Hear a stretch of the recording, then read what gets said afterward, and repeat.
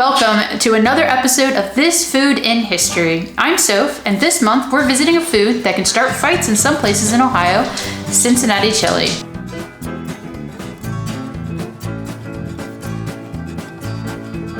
A minced meat chili that seems closer to an Italian bolognese than a Texas bowl of red.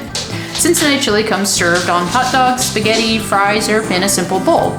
A heated question in Southwest Ohio is if you prefer Gold Star or Skyline.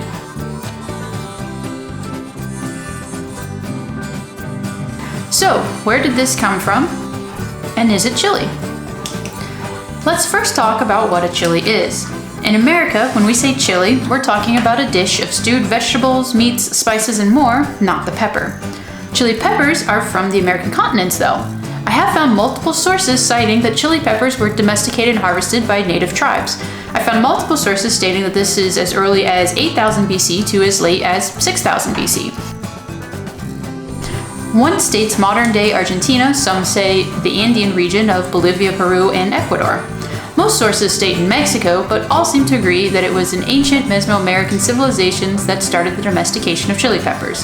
Mayans and Aztec cultures both consumed chili peppers, and they included the peppers in important religious rituals and ceremonies.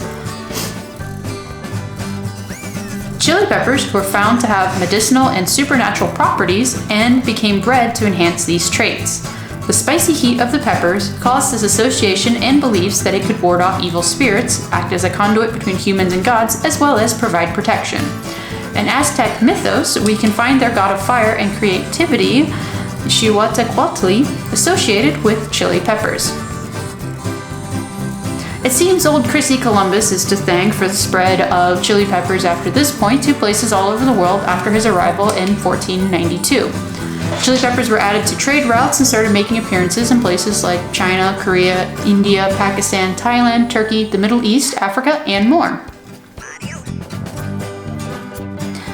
Now that everyone is trading and cooking chili peppers, let's jump ahead to chili's birth.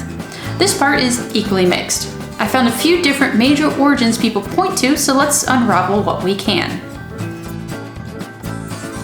Rather than a documented start of chili, we have local legends and stories that lead to different sources of chili. These also seem to battle for true origins centered on different definitions of chili. We have origins that come out of Mexico and South America due to their access to chili peppers and cooking stews with them. We do have evidence of this as far back as ancient civilizations as mentioned with the domestication of chili peppers, but these are often considered flavorful stews, mole, and more while not being chili exactly. We can at best consider these dishes to be precursors that allowed for the creation of chili. This is especially prevalent when comparing the Texas bowl of red chili that is considered the definitive chili origin for this region and is the birth of modern-day chili. It's also the state dish of Texas as of May 24, 1977. Chili con carne is a Tex-Mex dish that has a couple of key parts for its origins. The oldest southwestern lore calls on the mystic Lady in Blue, Sister Maria de Agradeda. She lived in Spain and is said to never have left, but she claims to have used hypnotic visions to evangelize people in the New World.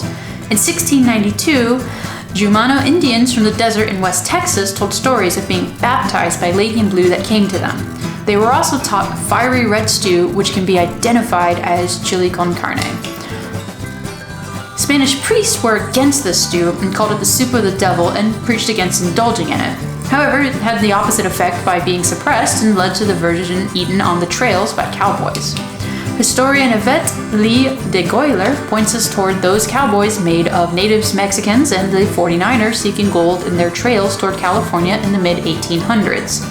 A journal entry was made by one such gold seeker about a dish the Mexicans made on the trail. I will tell you how beef is prepared for a long journey. Take 25 pounds of beef and pounds of lard and of pepper and procure the assistance of one or more Mexicans, and they will, by the process of cutting and pounding, so mix these articles that no fear need be apprehended for its preservation in all kinds of weather, and salt and pepper and lard become useless, as those ingredients are already a part of every meal you make on this mixture. A small pinch of this meat thrown into a pan or kettle of boiling water with a little flour or cornmeal thickening will satisfy the wants of 6 men at any time, and is a dish much relished by all. In George W.B. Evans' book, Mexican Gold Trail, The Journey of a 49er. On these trails, chili bricks were made, which were just starters for chilies. Boil them and you'd have your meal. This is similar to bouillon cubes for soups today. Chili was a perfect hearty meal for making these long trips, so it makes sense as an origin. The addition of Mexicans teaching the dish leads credence to the ranchers as the origin, since we know that stews and sauces from Mexico are a credible source thanks to their years cooking with chili peppers. Other sources point to San Antonio for the origin of chili con carne. It said immigrants from the Canary Islands brought chili with them in the early 1700s. J.C. Klopper wrote about the San Antonio chili in 1928 and described it as a kind of hash with nearly as many peppers as there are pieces of meat. This is all stewed together. We can also find origins claiming a group of women called the lavanderas, washerwomen, who traveled with the Mexican army in the 1830s and 40s doing the washing and cooking for soldiers. The legend says their washing pots served as cooking pots as well, and they made stew with venison and goat. In 1860, we also have inmates of the Texas prisons claiming they created chili con carne. The gruel on the inside was made with cheapest ingredients, so beef was hacked fine and spices and chili peppers were boiled in it to make it edible. Called prisoner's plate, it was a status symbol, and inmates rated jails based on the quality. It said that some freed people would write in to get the recipe as they missed the taste. While various sources point in different places for the origins of that first chili con carne, the idea of how chili became popular and spread is a lot less varied.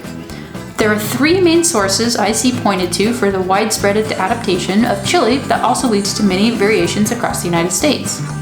We can first look at the chili queens. Mexican women had stands in Military Plaza San Antonio and sold chili with tamales, beans, and tortillas. Historian Rob Walsh says soldiers, travelers, cattlemen, and others congregated at the plaza for the dish. These outdoor chili stands were fixtures in San Antonio until the government shut them down. The last ones closed in the 1940s. One of these chili stands, however, took part in the 1893 Chicago World's Fair. This introduced people outside of Texas to chili and allowed it to spread across the nation with variations on the Texas Red chili con carne. We also see this spread attributed to Lyman T. Davis, who founded Wolf brand chili sold in cans, and William Frederick Gebhardy, who made the dried chili blend of spices. As said, this spread of the idea of chili helped regional variations pop up. Springfield style adds beans that you'll never find in a true Texas chili, and plenty of fat is kept on the meats in their chili. We see Spanish influence in chilies with the addition of tomatoes and frying the vegetables beforehand, called sofrito, and introduction of cumin, oregano, onions, and garlic to the spice mix. So we finally come to the topic of today's video, Cincinnati chili. It was popularized by Macedonian immigrants Tom and John Kirjev when they arrived in Cincinnati, Ohio, and opened the Empress, which would eventually lead to the famous Skyline chili. Here they served their meat sauce on top of coney dogs and added spaghetti to the mix. What sets their chili apart from the other chili parlors open at this time is the spice mix in the resulting chili that is served. Using their roots, this chili was actually a popular sauce back home called salsa quema. This is a tomato and ground beef sauce with cinnamon, allspice, and cloves that is closer to an Italian bolognese. Macaronia mi quema is this sauce served on spaghetti. The brothers used their home to include paprika and chocolate in the sauce.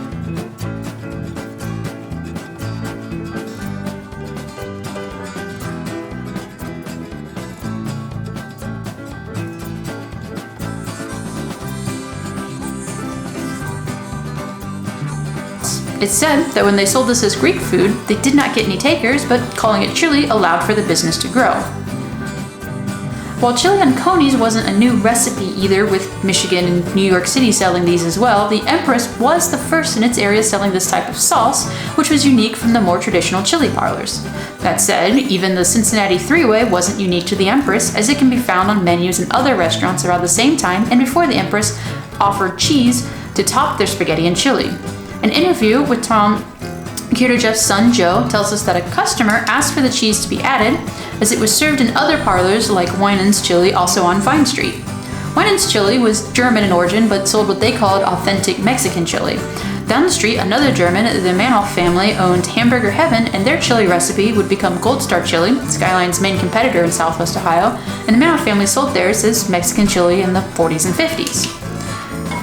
The Empress adapted for local taste and local names for the dishes, and it took off and grew in popularity in Cincinnati and eventually became a staple type of chili.